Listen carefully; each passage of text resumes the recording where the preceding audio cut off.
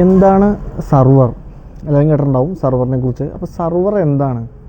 Server എന്ന് പറഞ്ഞാൽ പേരിൽ തന്നെ ഉണ്ട്. ഫോർ എക്സാമ്പിൾ നമ്മൾ പറയുകയാണെങ്കിൽ ഇപ്പോൾ ഒരു ചായക്കടയിൽ പോയിട്ട് നമ്മൾ ചായ കുടിക്കുന്നു.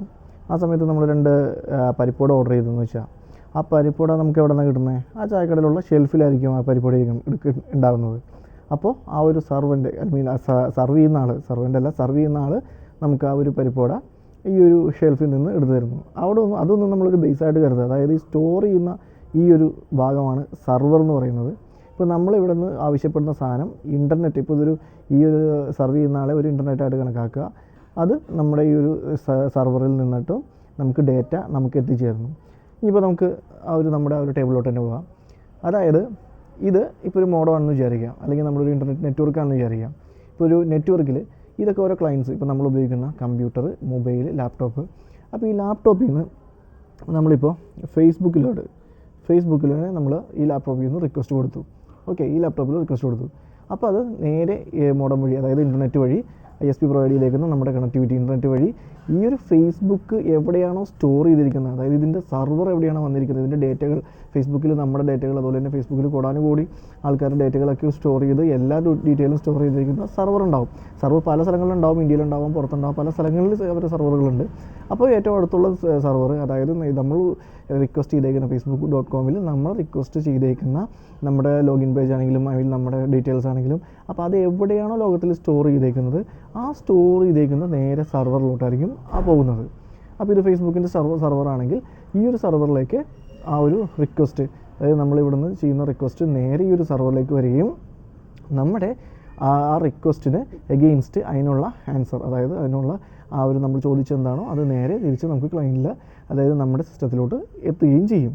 പിന്നെ ഇവിടെ നമുക്ക് എങ്ങനെ എത്തുന്നതെന്നൊക്കെ നമ്മൾ കഴിഞ്ഞ ക്ലാസ്സിൽ പഠിച്ചായിരുന്നു. IP മുഖേന നമ്മൾ കണ്ടുപിടിക്കുന്നതും ട്രേസ് ചെയ്യുന്നതും, അതനുസരിച്ച് നമുക്ക് റിക്വസ്റ്റ് നമ്മൾ അയച്ച ആ ഒരു പാക്കറ്റ്സിന് അതിൻ്റെ റിപ്ലൈ വരുന്നതായിട്ട് നമ്മൾ നേരത്തെ തന്നെ പഠിച്ചായിരുന്നു. അപ്പോൾ ഈ ഒരു ഫേസ്ബുക്കിന് ഇതാണ് സർവറെങ്കിൽ, ഇതുപോലെ നമ്മളിപ്പോൾ അടുത്ത് നമുക്കൊരു യൂട്യൂബ്, ഇതിനകത്ത് നമ്മളൊരു യൂട്യൂബാണ് നോക്കിയെന്ന് വയ്ക്കുക.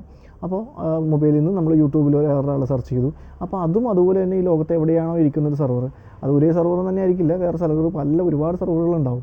അപ്പോൾ ആ സർവറിലിരിക്കുന്ന എവിടെയാണോ ആ യൂട്യൂബിൻ്റെ സർവർ നമ്മൾ ഉദ്ദേശിച്ച ആ ഒരു വീഡിയോ ഇരിക്കുന്നത്, അവിടെ നിന്നും ആ ഒരു വീഡിയോ നമുക്ക് സർവ് ചെയ്യാനായിട്ട് നേരെ തിരിച്ച് നമ്മുടെ ഇവിടെ വരും. അപ്പോൾ അതിനൊരു മാധ്യമമാണ് ഈ ഒരു നമ്മുടെ ഇൻ്റർനെറ്റിലൂടെയാണ് ആ ഒരു സർവറിൽ എത്തിക്കുന്നതും അവിടെ നിന്ന് നമുക്ക് റിസൾട്ട് തിരിച്ച് നമുക്ക് കിട്ടുന്നതും. അപ്പോൾ അത് തന്നെയാണ് നമ്മൾ ഒരു ചായക്കടയുടെ കാര്യത്തിലും പറഞ്ഞത്. നമുക്ക് ആ ഓർഡർ ചെയ്തിരിക്കുന്ന സ്ഥലത്തു നിന്നും നമുക്കത് ലഭ്യമാക്കുന്നു. അതിന് ഒരു ഇൻ്റർമീഡിയറ്റ് ആയിട്ട് ഈ ഒരു സർവർ നമുക്ക് ഇതിനകത്ത് നമ്മളൊരു സർവറായിട്ട് കൂട്ടുകയാണെങ്കിൽ, ഇതൊരു ഇൻ്റർനെറ്റായിട്ട് കൂട്ടുകയാണെങ്കിൽ നമുക്ക് അങ്ങനെയാണ് ഇത് കിട്ടുന്നത്. അതായത് നമ്മൾ ചോദിച്ചു കഴിഞ്ഞാൽ ഉത്തരം കിട്ടുന്നത്. അല്ലെങ്കിൽ ഇവിടെ നമ്മൾ ഫേസ്ബുക്കിൽ ആ ഒരു ഡേറ്റ ചോദിച്ചു, അതിന് ആ ഫേസ്ബുക്കിൻ്റെ സർവറിൽ പോയിട്ട് നേരെ നമുക്ക് നമ്മൾ എന്താണോ ചോദിച്ചത് അതിനുള്ള ആൻസർ കിട്ടുന്നത്.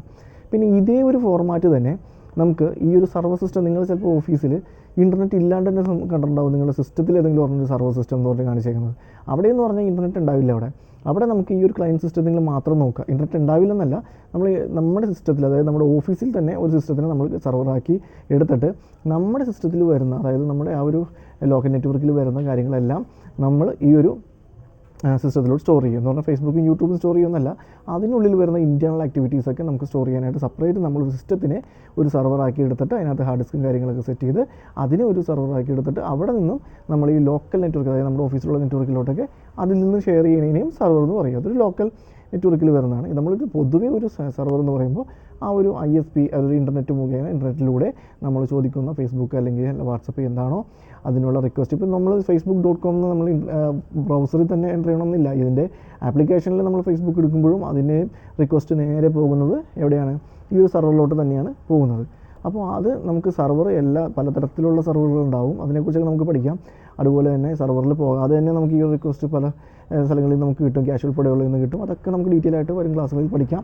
അപ്പോൾ ഇതാണ് സർവർ എന്ന് പറയുന്നത്. സർവർ ഈ പറഞ്ഞ പോലെ എല്ലാം നമ്മൾ എന്തൊക്കെ ഇൻ്റർനെറ്റിൽ ചെയ്യുന്നോ അതൊക്കെ എവിടെയെങ്കിലും ഒരു സ്ഥലത്ത് സ്റ്റോർ ചെയ്ത് വെച്ചിട്ടുണ്ട്. ഇപ്പോൾ ക്ലൗഡ് ആക്സസ് എന്നൊക്കെ പറയുന്നതെങ്കിലും എവിടെയെങ്കിലും ഒരു സർവർ ഉണ്ടാവും. സർവറിലും ഈ പറഞ്ഞ ഹാർഡ് ഡിസ്ക് വെച്ചിട്ട് നമുക്ക് സ്റ്റോർ ചെയ്ത് ഈ ഡീറ്റെയിൽസ് എല്ലാം അവിടെ ഉണ്ടാവും. അപ്പോൾ അവിടെ നിന്നാണ് നമുക്കിവിടെ കിട്ടുന്നത്. പിന്നെ ചില സമയങ്ങളിൽ നമ്മൾ കണ്ടിട്ട് ഏതെങ്കിലും സൈറ്റൊക്കെ നമ്മൾ ഓപ്പൺ ചെയ്യാൻ നേരത്ത് സർവർ ബിസി ഇത് ബിസിയാണെന്ന് കാണിക്കും.